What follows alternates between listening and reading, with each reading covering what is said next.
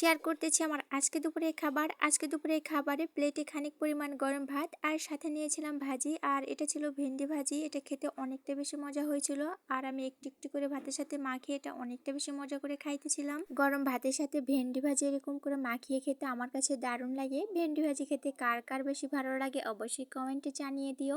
এটা দিয়ে শেষ করে তারপরে নিয়েছিলাম একটা ঝোলের তরকারি, যেটা রান্না করা হয়েছিল সজিনা ডাঁটা দিয়ে।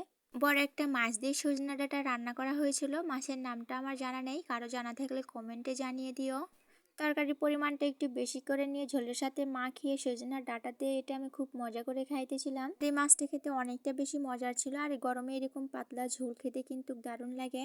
এটা দিয়ে শেষ করে তারপরে প্লেটে আর একটু ভাত নিয়েছিলাম, আর সাথে নিয়েছিলাম আরেকটা মাছের তরকারি, যেটা রান্না করা হয়েছিল তেলাপিয়ার মাছ, আর এটা পেঁয়াজ দিয়ে ঝোল করা হয়েছিল। আর এখানে আমি মাছের মাথাটাই নিয়েছিলাম, আর মাছের মাথা আমার খুব পছন্দের, বিশেষ করে তেলাপিয়ার মাছের মাথাটা একটু খেতে বেশি মজা।